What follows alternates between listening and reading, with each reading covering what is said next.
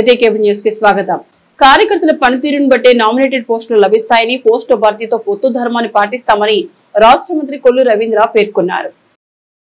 పదవులు తీసుకున్న వారు ఇంట్లో కూర్చుంటే సరిపోదని, ప్రభుత్వం అమలు చేస్తున్న పథకాలు, ప్రభుత్వం చేస్తున్న మంచిని ప్రజల్లోకి విస్తృతంగా తీసుకువెళ్లాలని రాష్ట్ర గనులు, భూగర్భ వనరులు మరియు ఎక్సైజ్ శాఖ మంత్రి కొల్లు రవీంద్ర అన్నారు. టీడీపీ జిల్లా అధ్యక్షులు, ఆర్టీసీ చైర్మన్ కొరకల నారాయణరావు అధ్యక్షతన మచిలీపట్నం పార్లమెంట్ నియోజకవర్గ టీడీపీ కార్యాలయంలో పార్టీ జిల్లా కమిటీ సమన్వయ కమిటీ సమావేశం జరిగింది. ఈ సమావేశానికి జిల్లా ఇన్ఛార్జ్ మంత్రి వాసంశెట్టి సుభాష్ తో కలిసి ఆయన ముఖ్య అతిథిగా పాల్గొన్నారు. ఈ సందర్భంగా మంత్రి రవీంద్ర మాట్లాడుతూ పార్టీ కోసం కష్టపడి పనిచేసిన ప్రతి కార్యకర్తను గుర్తిస్తామన్నారు. పార్టీ ప్రభుత్వ కార్యక్రమాల్లో చురుగ్గా పాల్గొని పార్టీ పటిష్టతకు కృషి చేసిన వారికి నామినేటెడ్ పదవుల్లో స్థానం ఉంటుందన్నారు. జిల్లాలోని నామినేటెడ్ పోస్టులను త్వరలోనే భర్తీ చేస్తామన్నారు. పోస్టుల భర్తీలో పొత్తు ధర్మాన్ని పాటిస్తామన్నారు. జనసేన, బీజేపీకి ఇవ్వాల్సిన రీతిలో నామినేటెడ్ పోస్టులు ఉంటాయన్నారు. కుటుంబ సాధికార సారథులు ప్రభుత్వ పథకాలను, కార్యక్రమాలను ప్రజలకు తీసుకెళ్లాలన్నారు. ప్రభుత్వం ప్రతిష్టాత్మకంగా ప్రారంభించిన P4 కార్యక్రమం గురించి కూడా విస్తృతంగా ప్రచారం చేయాలన్నారు. ఈ కార్యక్రమంలో ఎమ్మెల్యేలు యార్లగడ్డ వెంకట్రావు, వర్ల కుమార్ రాజా, కాగిత కృష్ణప్రసాద్, మాజీ ఎమ్మెల్యే రావి వెంకటేశ్వరరావు, పలువురు నాయకులు, కార్యకర్తలు పాల్గొన్నారు. కేఎస్ఎస్ అన్ని కూడా మనం పూర్తి చేసుకుని మళ్ళీ గ్రామ కమిటీలు ఉన్నాయి, అదేవిధంగా అనుబంధ సంఘాలు ఉన్నాయి. ఇవన్నీ కూడా కంప్లీట్ చేసుకుని జిల్లా కమిటీలు వేసుకోవాలి. జిల్లా కమిటీలు అయిన తర్వాత రాష్ట్ర కమిటీ, ఇవన్నీ కూడా ముఖ్యమంత్రి గారు అలాగే యువ నాయకులు నారా లోకేష్ గారు చాలా పకడ్బందీగా గతంలో ఎప్పుడూ లేని విధంగా, గతంలో మనం ఏదో కమిటీలు అంటే కాగితాలకి పరిమితమయ్యాయి. ఈసారి కాగితాలకి కాదు, ప్రతి ఒక్కరికి వాళ్ళ యొక్క పనితీరును కూడా ఎప్పటికప్పుడు అధ్యయనం చేసే ఒక కార్యక్రమాన్ని మనకు తెలియకుండా మన పైన మన వెనకుండి మన ఇన్ఫర్మేషన్ మొత్తం కూడా పార్టీ ఆఫీస్కి వెళ్తుంది.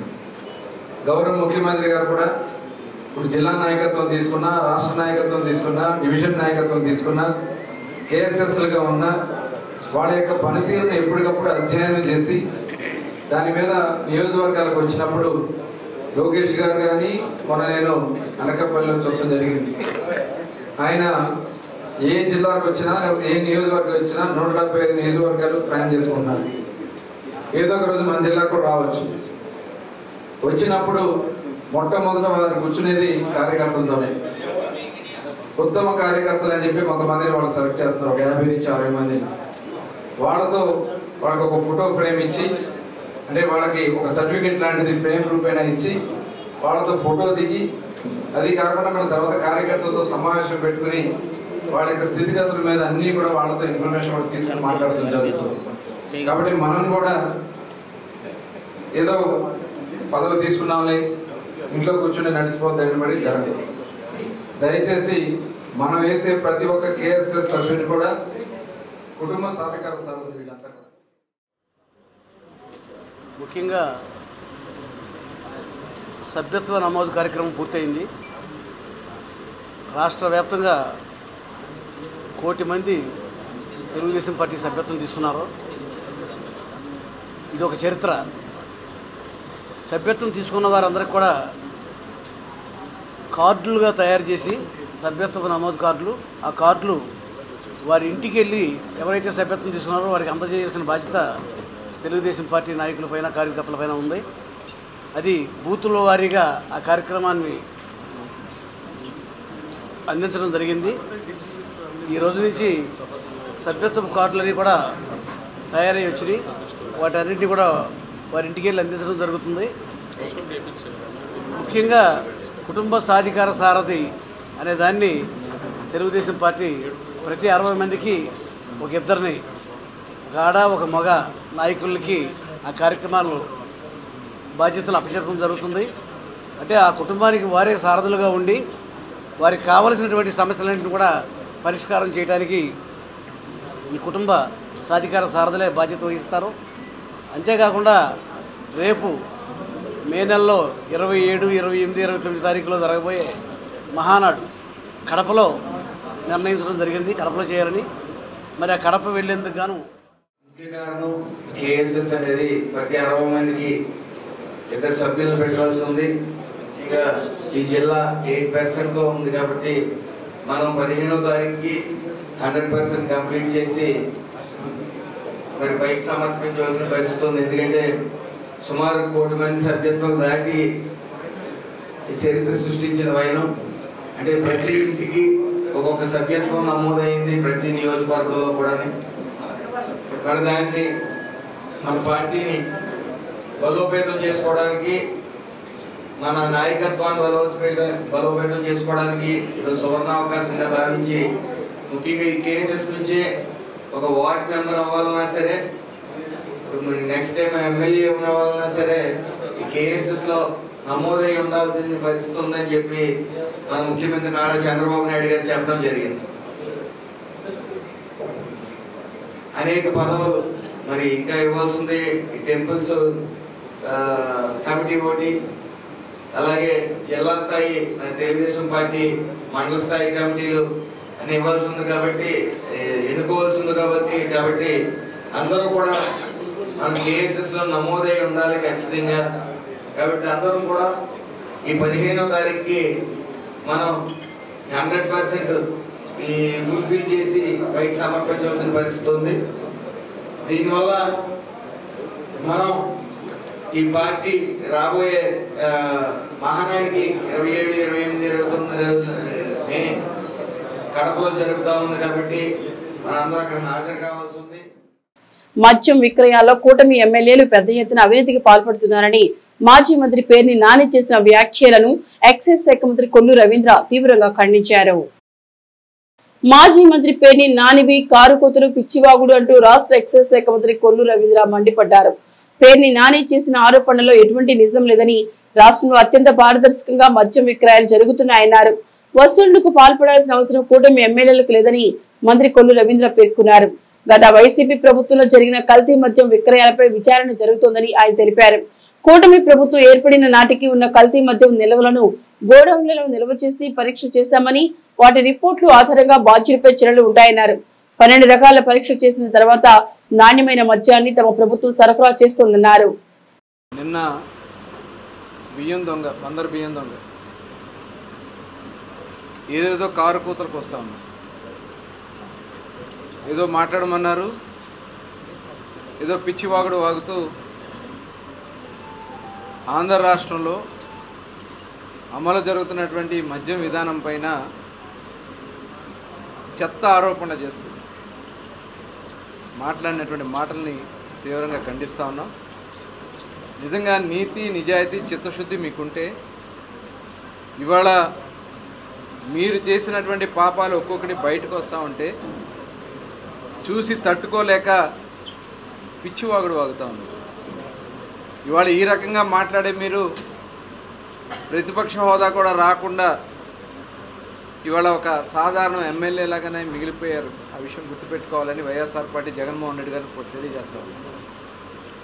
నిన్న మాట్లాడుతూ షాపుల దగ్గర కమిషన్లు తీసుకున్నా అని చెప్పి మాట్లాడుతాం.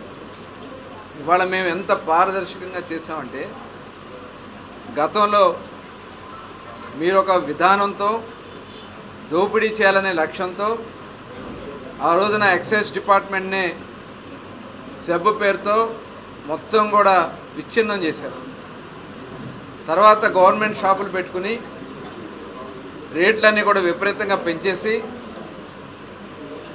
50 రూపాయలు ఉన్నదాన్ని 250 రూపాయలకి పెంచేసి గవర్నమెంట్ షాపుల పేరుతో మీ అక్రమ మద్యాన్ని ఆ షాపుల్లో అమ్మినటువంటి విధానాన్ని ఇవాళ విచారణ జరిగి మొత్తం బయటకు వస్తామంటే ప్రజల దారి మళ్లించాలని మీరు ప్రయత్నం చేస్తూ ఉన్నారు. ఇవాళ మీరు చేసినటువంటి దోపిడీ, ఇవాళ కొన్ని బ్రాండ్లని, డిస్టిలరీలని భయపెట్టి హస్తగతం చేసుకుని ఆ డిస్టిలరీలో తయారు చేశారు. ఇది వాస్తవం కాదా? దీని మీద మేము విచారణ చేస్తూ ఇవాళ సిఐడి ఎంక్వైరీ జరుగుతూ ఉంది. దీని మీద ఒక స్పెషల్ సిట్ వేసాం. సిట్ కూడా ఏర్పాటు చేయడం జరిగింది. సిట్ వేసిన రోజున సాయంత్రం తాడేపల్లి జగన్మోహన్ రెడ్డి గారి ఇంటి దగ్గర ఫైల్స్ తగలబడిపోతాయి. దానికి సమాధానం చెప్పండి. ఇవాళ ఎందుకు మీరు ముందస్తు బెయిల్ కోసం మీరు అప్లై చేస్తారో ఒకసారి చెప్పాలి. మీరు ఏ తప్పు చేయకపోతే ఇవాళ మీరు ఫైళ్లు తగలబెట్టడం ఏంటి, ఇవాళ ముందస్తు బెయిల్ కోసం ప్రయత్నాలు చేయటం ఏంటి, ఇవన్నీ కూడా ప్రజలకు అర్థమవుతున్నాయి. మీరు ఎన్ని కళ్ళబొల్లి మాటలు చెప్పినా నమ్మే పరిస్థితి లేదు. ఇవాళ వేలంపాట్ల అంటా ఉన్నారు. మీ సంస్కృతి అది, అక్రమ వసూలు చేసింది మీ సంస్కృతి. బ్రాందీ షాపుల్ని కొన్ని మండలాల్లో అసలు బ్రాందీ షాపులే పెట్టకుండా చేశారు. మీ అనుయాయులతో బెల్ట్ షాపులు పెట్టుకోవడానికి పాటలు పెట్టి ఇవాళ మొత్తం కూడా దోపిడీ చేసే కార్యక్రమం చేస్తే ఇవాళ మేము దాదాపు 3400 షాపుల్ని చాలా పారదర్శకంగా చేస్తే దాదాపు 90,000 అప్లికేషన్స్ వచ్చాయి. 1800 కోట్ల రూపాయలు ప్రభుత్వానికి ఆదాయం జమ అయింది. ఇది కాకుండా ఎవరైతే గీత వృత్తిలో ఉన్నటువంటి గీత కులాలకు కూడా ఇవాళ 340 షాపులు ఇచ్చినటువంటి ఘనత ఇవాళ తెలుగుదేశం కూటమి ప్రభుత్వాన్ని. జిల్లా న్యాయ సేవాధికార సంస్థలో పారా లీగల్ వాలంటీర్ల శిక్షణ తరగతులను జిల్లా ప్రధాన న్యాయమూర్తి అరుణా సారిక ప్రారంభించారు.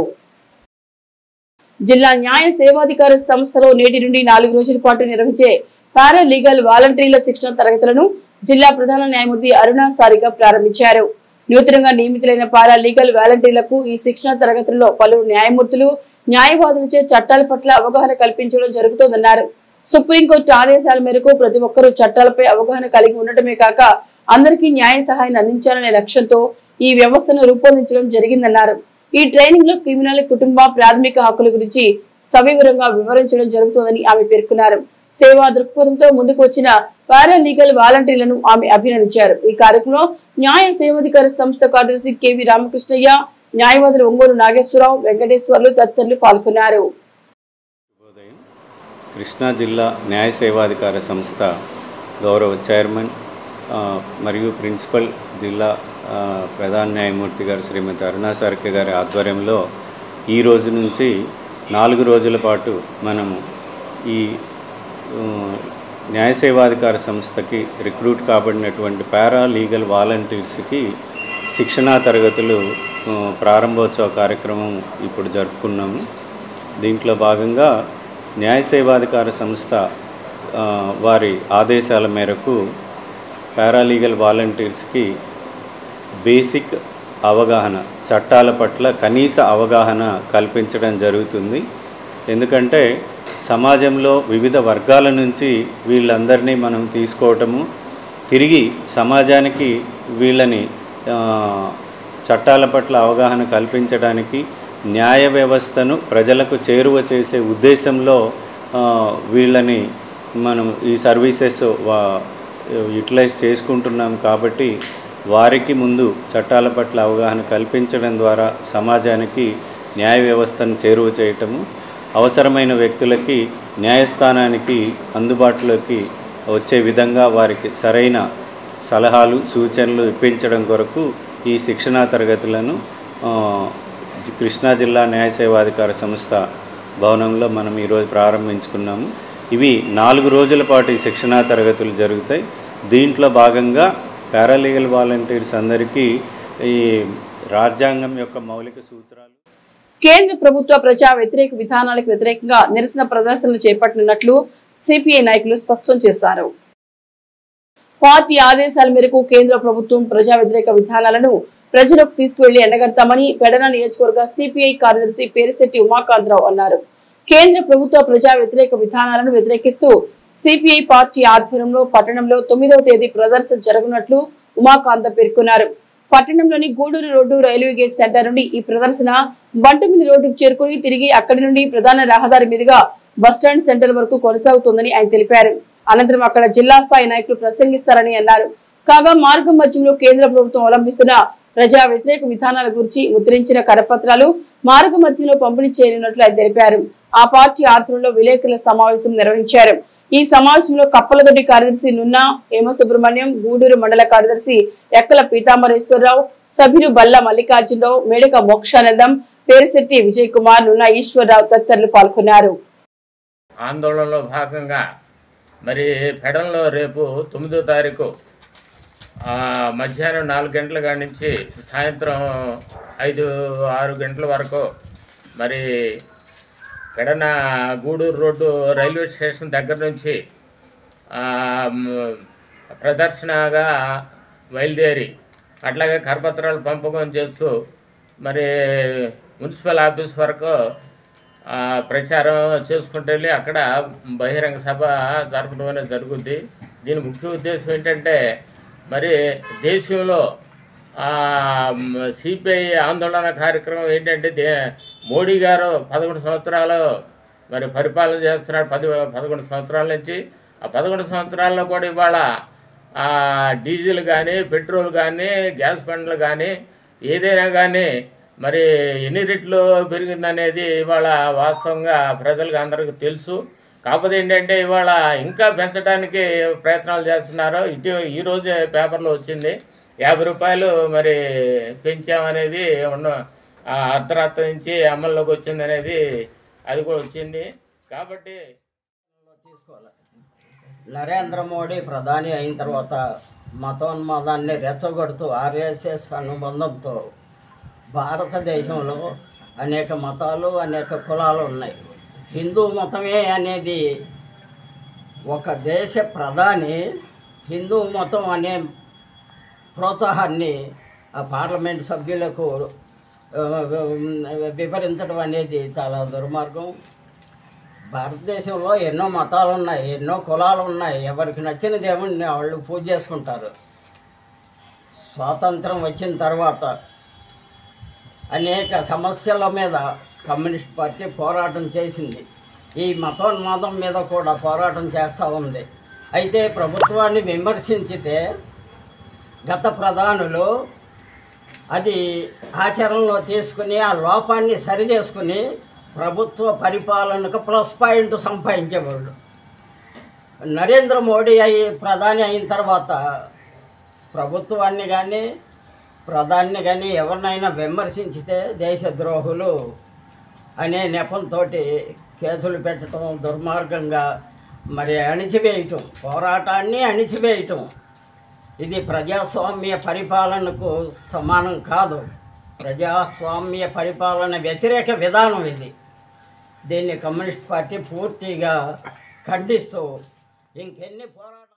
మచిలీపట్నంలో అత్యధికంగా టీడీపీ సభ్యత్వం చేసిన హసీం బేగ్ ను పార్టీ నేతలు ఘనంగా సత్కరించారు. మచిలీపట్నం నియోజకవర్గంలో అత్యధికంగా 3400 సభ్యత్వాలు చేయించిన రాష్ట్ర తెలుగు యువత ఉపాధ్యక్షులు మరియు 15వ division incharge doctor Hashem Baig ను సన్మానించిన కృష్ణా జిల్లా ఇన్ఛార్జ్ మినిస్టర్ వాసంశెట్టి సుభాష్, మంత్రి కొల్లు రవీంద్ర, ఆర్టిస్ట్ చైర్మన్ కొనగడ నారాయణరావు ఘనంగా సత్కరించారు. ఈ సమావేశంలో మంత్రి కొల్లు రవీంద్ర మాట్లాడుతూ హసీం బేగ్ పార్టీ కేటాయించిన ప్రతి కార్యక్రమాన్ని డోర్ టు డోర్ సర్వే ఇదేమి కర్మ మన రాష్ట్రానికి, బాబు షూరిటీ భవిష్యత్తు గ్యారంటీ, ఇది మంచి ప్రభుత్వం మరియు తెలుగుదేశం పార్టీ సభ్యత్వాలు క్రమశిక్షణతో 100% చేశారని ప్రశంసించారు. ఈ తెలుగుదేశం పార్టీ సీనియర్ నాయకుడు గొర్రెపాటి గోపీచంద్, మాజీ మున్సిపల్ చైర్మన్ మొట్టమరి బాబా ప్రసాద్, పార్టీ అధ్యక్షుడు ఇలియాస్ పాషా, ప్రధాన కార్యదర్శి పిప్పళ్ల వెంకన్న, శీష్టి కర్ణాల రాష్ట్ర కన్వీనర్ అక్కు మహంతిరాజా, పార్టీ నాయకులు కార్యకర్తలు పాల్గొన్నారు. సిటీ కేబుల్ న్యూస్ సమాప్తం.